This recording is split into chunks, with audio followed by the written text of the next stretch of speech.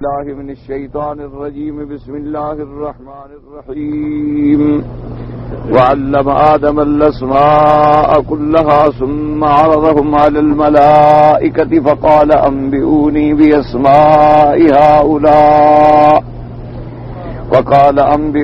بأسماء هؤلاء إن كنتم صادقين. قالوا سبحانك لا علم لنا إلا ما علمتنا إنك أنت العليم الحكيم. قال يا آدم أنبئهم بأسمائهم فلما أنبأهم بأسمائهم قال ألم أقل لكم إني أعلم غيب السماوات والأرض وأعلم ما تبدون وما كنتم تكتبون. وإذ قلنا للملائكة اسجدوا لآدم فسجدوا إلا إبليس أبى واستكبر وكان من الكافرين. قال المؤلف والمفسر رحمه الله تعالى أدام النفع بعلومه وعلومكم في الدارين آمين إلى أن قال محمد بن إسحاق عن خلاد بن عطاء عن طاووس بن عباس كان إبليس قبل أن يركب المعصية من الملائكة اسمه أزازيل وكان من سكان الأرض وكان من أشد الملائكة اجتهادا وأكثرهم علما فذلك دعاه إلى الكبر وكان من حي يسمون جنا. اب مفسر رحمۃ اللہ علیہ اس آیت مبارک پہ بحث فرما رہے ہیں کہ جب اللہ نے حکم دیا تو تمام ملائکہ نے آدم علیہ السلام کو سجدہ کر لیا لیکن ابلیس نے سجدہ نہ کیا. تو اب دلائل اس بات پر ہیں کہ ابلیس کون تھا. تو اس میں متعدد اقوال ہیں جو مفسر رحمۃ اللہ علیہ ابن کثیر نے نقل فرمائے ہیں. اس میں ایک قول تو یہ ہے جو جس کی قرآن مقدس کے اندر تصریح بھی موجود ہے کہ کان من الجن ففسق عن امر ربہ کہ ابلیس جو ہے وہ جنوں میں سے تھا بس. لیکن اب اس پہ دوسرا قول یہ آ گیا کہ جنوں سے مراد یہ جن ہے کیونکہ ایک مخلوق ہے نوری جو ملائکہ ہے, ایک مخلوق ہے ناری جو جنات ہیں, ایک مخلوق ہے خاکی جو آدم اور اولاد آدم ہیں. تو اب وہ کان من الجن سے کیا مراد ہے یعنی وہ ان جنات میں سے تھا. یہ تو ایک ظاہر قول ہے جو قرآن مبارک کے ظاہر الفاظ مبارک کے مطابق ہے. لیکن ایک دوسرا قول یہ نقل کیا گیا کہ وہ بھی ملائکہ کی ایک قسم تھی اور ان ملائکہ کی اس قسم کو بھی جن کہا جاتا تھا. تو اب قرآن پاک کا لفظ تو آیا کہ کان من الجن بس. اب آگے مراد یہ وضاحت نہیں کہ اس سے مراد وہ ملائکہ کی قسم ہے جو جن کہلاتی ہے یا وہ انہی جنات کی قسم ہے جو جن کہلاتی ہے. تو ایک قول یہ آیا کہ اللہ تبارک و تعالیٰ کے کچھ ملائکہ ایسے ہیں جن کو یعنی اس قبیلے ملائکہ کے قبیلے کا نام ہی جن ہے تو اس قبیلے میں سے یہ تھا یعنی تھا یہ بھی ملک. اور اسی طرح ایک قول یہ بھی نقل کیا گیا کہ وہ ملائکہ جو الذین یسمون الجن جن کو جن کہا جاتا ہے ان کو بھی اللہ نے آگ سے پیدا کیا تھا. ایک قول یہ بھی گزرا. اور اسی طرح ایک قول مبارک یہ بھی انہوں نے ذکر فرمایا کہ جب اللہ نے ملائکہ کے سامنے یہ ارشاد فرمایا کہ انی جاعل فی الارض خلیفہ تو قالوا اتجعل فیہا من یفسد فیہا ویسفک الدماء یہ بات کہنے والے بھی وہی ملائکہ ہیں جو قبیلہ جن سے تعلق رکھتے ہیں. یعنی یہ بات تمام ملائکہ نے نہیں کی, تمام ملائکہ کے سرکردہ فرشتوں نے نہیں کی بلکہ صرف ان ملائکہ نے کی جو قبیلہ جن سے تعلق رکھتے تھے. اور ان کے نقل کرنے کی وجہ بھی یہ بنی کہ چونکہ جن زمین میں آباد تھے جب انہوں نے فساد کیا تو انہی ملائکہ کو اللہ نے ان کی سرکوبی کے لیے بھیجا کہ تم جا کر زمین میں انتظام کرو. انہوں نے آ کر جنات کو سزا دی اور جنوں کو مجبور کر دیا کہ وہ پہاڑوں میں اور غاروں میں اور جزیروں میں چلے جائیں. تو اس پر مفسر رحمۃ اللہ علیہ جو ہے وہ اپنے دلائل کا ذکر فرما رہے ہیں. فرماتے ہیں کہ محمد بن اسحاق نے بھی ایک روایت نقل کی ہے وہ بھی نسبت کی گئی ہے حضرت ابن عباس کی طرف رضی اللہ تعالیٰ عنہ کے قال کان ابلیس قبل ان يركب المعصیة من الملائکۃ کہ ابلیس جو ہے وہ معصیت نافرمانی سے پہلے اس کا تعلق جو ہے وہ بھی ملائکہ میں سے تھا اور اس کا نام تھا عزازیل وکان من سکان الارض اور وہ زمین میں رہنے والوں میں سے تھا اور وہ ملائکہ میں سے بھی بہت بڑا مجتہد تھا اور بہت بڑا اجتہاد کرنے والا ان سے زیادہ علم والا تو یہی جو چیز تھی یہ اس کا سبب بن گئی تکبر کا کہ میں اتنا بڑا عالم ہوں اور میں اتنا بڑا عالم ہوں اور میں اتنا بڑا فضیلت رکھنے والا ہوں اور میں یہ عبادت کرنے والا ہوں تو اس انداز میں بھی تو بہرحال اللہ تبارک و تعالی رحمت فرمائے جب انسان کو بدقسمتی آتی ہے تو اس کا اپنا علم بھی کبھی اس کے لیے ہلاکت کا ذریعہ بن جاتا ہے کبھی اس کے لیے بربادی کا ذریعہ بن جاتا ہے کیونکہ علم کا ہونا جو ہے اس میں تو کوئی شبہ نہیں علم ہوتا ہے لیکن جب اس علم کی وجہ سے طبیعتوں کے اندر کبر پیدا ہو جائے یا اللہ معاف فرمائے فتنہ پیدا ہو جائے آپ نے دیکھا ہے کہ جتنے بڑے بڑے گمراہ فرقے ہیں ان کو گمراہ کرنے کا ذریعہ کون بنے بڑے بڑے عالم بڑے بڑے علم والے لوگ ایسے تو نہیں نا کہ دنیا میں کوئی ایسے فرقہ بن جائے ایسے جماعت بن جائے اور لوگ ہر کسی کے پیچھے بھاگ پڑیں کوئی نہ کوئی تو ان کے اندر صلاحیتیں ایسی ہوتی ہیں نا کہ وہ ایک پوری قوم کو پیچھے لگا لیتے ہیں تو اس لیے اب آپ دیکھیں معتزلہ کے جتنا فرق ضالہ ہیں خوارج ہیں اور اسی طرح نواسب ہیں اسی طرح روافض ہیں پھر معتزلہ کے اندر جبریہ ہیں قدریہ ہیں کرامیہ ہیں جتنے فرق ضالہ ہیں بڑے بڑے علم والے لوگ گزرے ہیں ان میں بڑے بڑے علوم کے ماہر لوگ گزرے ہیں اور ایسے ایسے ان کی تالیفات ہیں اور ان کی کتابیں ہیں اور ان کی تحقیقات ہیں اور ان کی تحقیقات ہیں کہ عام آدمی تو پڑھ کے دنگ رہ جائے گا حیران ہو جائے گا کہ اتنا بڑا علم اسی طرح دیکھیں منکرین حدیث میں جو لوگ پیدا ہوئے ان کے اندر بھی بڑا علم تھا اسی طریقے سے قادیانی فرقے کے اندر بڑے بڑے لوگ ایسے گزرے ہیں بڑے علم والے بڑے معلومات والے اور ان کے پاس بڑا ہی یعنی مطالعہ تھا جو سب سے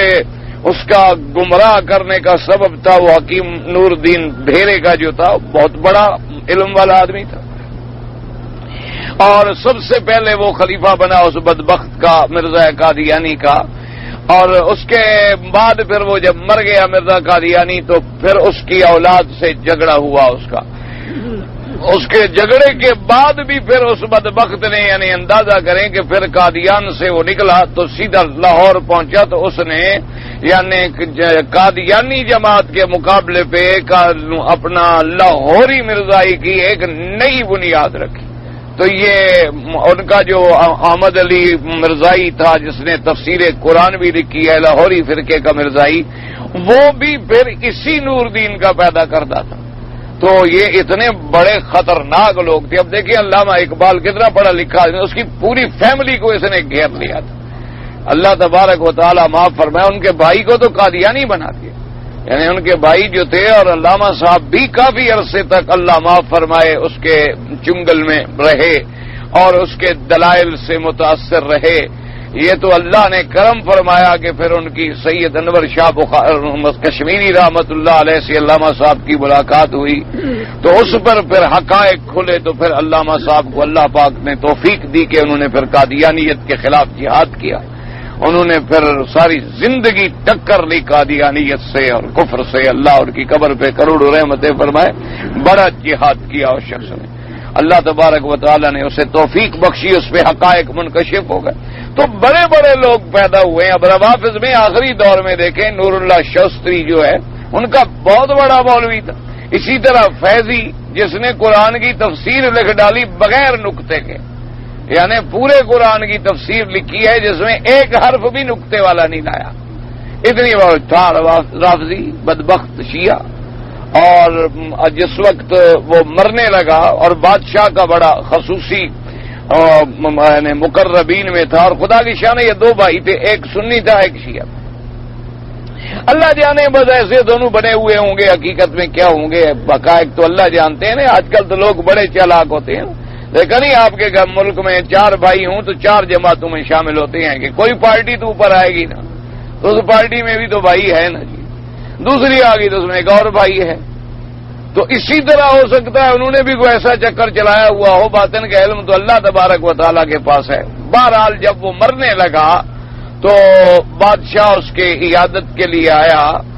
اکبر کا دور تھا تو وہ اس کی عیادت کے لیے آیا، تو اس وقت اس کے منہ سے گندگی نکل رہی تھی، پاخانہ جو ہے وہ منہ سے نکلتا تھا۔ تو اس کا بھائی موجود تھا، تو بادشاہ نے کہا کہ یہ کیا ہوا ہے؟ تو اس نے کہا کہ یہ جو اس نے زندگی میں صحابہ کو گالیاں دی ہیں اللہ نے اس کا سزا دی، کہ اس زبان سے اس نے ساری زندگی صحابہ کو بکواس کیا، سیدنا ابی بکر، عمر، عثمان رضوان اللہ علیہم اجمعین کو تبرہ کرتا رہا، تو اللہ تبارک و تعالیٰ نے اسے زندگی میں دکھلا دیا ہے انجام جو ہے یہ وہ اس کا انجام۔ تو بہرحال کہنے کا مقصد یہ تھا کہ ایسے بڑے بڑے لوگ ہوتے ہیں، تو شیطان میں بھی اگر اتنا علم ہو کوئی بڑی بات ہے، تو علم اگر سیدھے راستے پہ رہے تو پھر تو ذریعہ ہدایت ہوتا ہے، اور اگر خدا نہ خواستہ راستے سے بھٹک جائے تو پھر سب سے بڑا ذریعہ ہلاکت ہوتا ہے۔ اللہ تبارک و تعالیٰ معاف فرمائے۔ اسی لیے حضرت شاہ جی بخاری رحمۃ اللہ علیہ کے بارے میں مولانا محمد علی جوہر رحمۃ اللہ علیہ نے فرمایا تھا کہ میرا بس چلے تو میں شاہ جی کی تقریروں پر پابندی لگا دوں، ایسے محبت میں انہوں نے فرمایا۔ تو شاہ جی نے کہا کہ اتنا بڑا ساحر البیان آدمی جو 2-2 لاکھ کے مجمع پہ جادو کر دیتا ہے، خدا نہ خواستہ یہ کبھی پٹڑی سے اتر گیا تو وہ قوم کو لے ڈوبے گا، پوری قوم برباد ہو جائے گی۔ کیوں اتنا بڑا آدمی جو 2-2 لاکھ آدمی کو ہلنے نہ دے، اور ان پہ ایسے ہوتا تھا جیسے جادو ہو چکا ہو، تو یہ اللہ نہ کرے کبھی یہ خود پٹڑی سے اتر گیا تو پھر کیا ہوگا؟ ہے تو انسان ہی نا۔ اسی لیے بڑے بڑے لوگ، بڑے بڑے عابد، بڑے بڑے زاہد راستے سے جب بھٹکتے ہیں تو اللہ پاک رحمت فرما۔ بڑے لوگ عبادت گزار جن کی زندگیاں عبادت میں گزر گئیں بس پٹڑی سے اتر گئے، کئی لوگ ہیں۔ اسی لیے حکم ہوتا ہے کہ علم حاصل کرو تو استاد سے، اور اگر تزکیے کی طرف آپ جانا چاہتے ہیں، اگر آپ وہ تصوف جو کتاب و سنت کے مطابق ہے اس کے اندر بھی جانا چاہتے ہیں تو پھر کسی شیخ کامل کی صحبت اختیار کریں، ورنہ انجام یہ ہوگا کہ کبھی آپ اتریں گے تو پھر آپ کو روکنے والا کوئی نہیں ہوگا، آپ کا کانٹا بدلنے والا کوئی نہیں ہوگا، آپ کو اس سڑک پہ قائم رکھنے والا کوئی نہیں ہوگا۔ اللہ تبارک و تعالی رحمت فرمائے، اللہ تبارک و تعالی رحمت فرمائے۔ اور اللہ پاک ہمیں، یہاں ہمارے ایک ساتھی تھے بہت بڑے عبادت گزار ماشاءاللہ، اور بڑی اس شخص نے محنت کی، ریاضت کی، عبادت کی اللہ کے گھر میں۔ تو ایک دن مجھے اس نے کوئی باتیں سنائی، میں نے کہا حضرت مہربانی کریں، معلوم ہوتا ہے آپ اتر رہے ہیں پٹڑی سے، کسی شیخ کی خدمت میں جائیں، کسی عالم کی صحبت اختیار کریں اور ان کی نگرانی میں رہیں۔ کہنے لگا نہیں ایسی تو خیر کوئی بات نہیں ہے۔ میں نے کہا نہیں ایسی بات ہے، آپ کی باتوں سے معلوم ہو رہا ہے کہ حضرت آپ تھوڑا تھوڑا ہٹ رہے ہیں۔ انہوں نے کہا کہ نہیں۔ اچھا کچھ دن گزرے جناب تو بس وہ آ گیا برابر کہ جی میں رات بدر گیا تھا اور اصحاب بدر میرے پاس ملنے کے لیے آئے تھے، اصحاب بدر ملنے کے لیے آ گئے اس کو، فلاں جگہ گیا تو فلاں بزرگ جو تھے قبر سے نکل کے مجھے ملنے کے لیے آ گئے،